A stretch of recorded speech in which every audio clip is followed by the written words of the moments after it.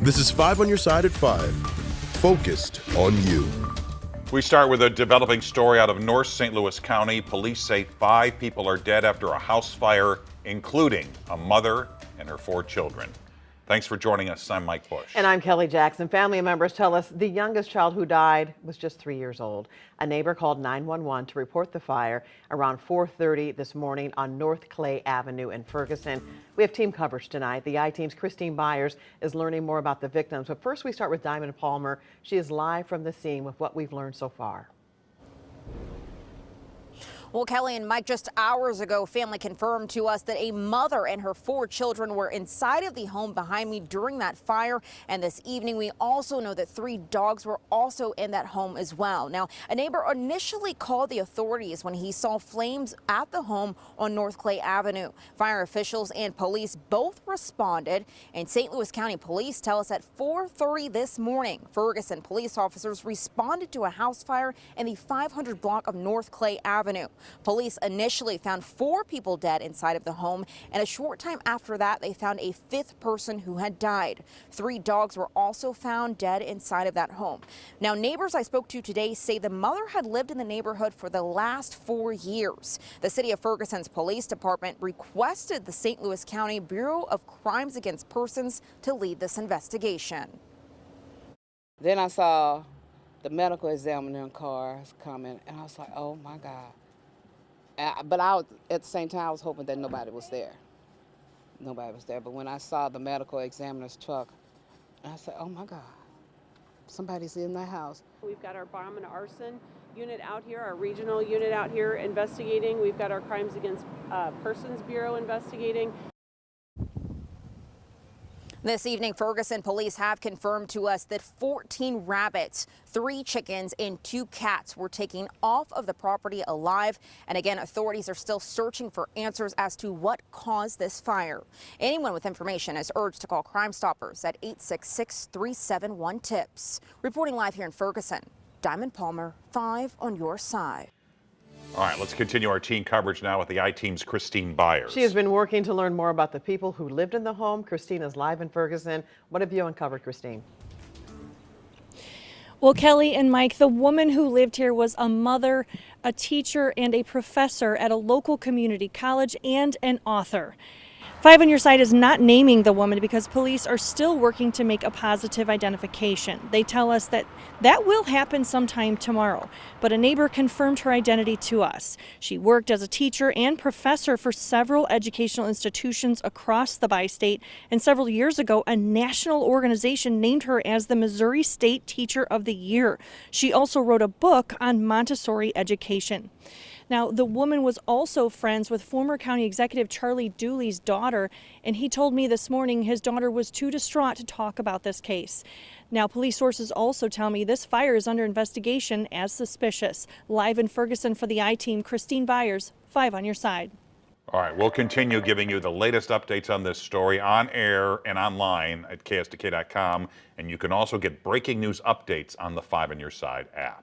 Right now, a basketball fundraiser is going on to support an all-star athlete in Madison County. 14-year-old Braden Bear was involved in a violent car crash a few days ago. He's now in critical condition. Our Justina Coronel joins us in studio with more. Justina. Braden Bear is an 8th grader at Highland Middle School. And we're told Thursday morning he was on the way to school when another car T-boned them. He was a backseat passenger and now he's in the hospital. Since then, there's been a wave of support for the 8th grader and his family. I spoke to his principal and one of his basketball coaches who say he is an incredible athlete, but an even better person. I'm told he's an absolute phenom on the football field and basketball court. He's an honor roll student and a pillar in his school. Now, there are multiple fundraisers to help with medical expenses. Right now, there is a basketball practice to raise funds at the high school. The GoFundMe created for the family has already surpassed $30,000 in just 3 days. He can do it all in any sport that he plays, but he's just a great kid. Honor roll student. Great friend to everyone at the school. Highland is just an amazing community that supports their own whenever they're in need, and we're here to fight alongside him. Besides the GoFundMe, there are t-shirt sales to give back to the family. For all that information to help, you can head to our website, KSDK.com, and go to the section as seen on TV.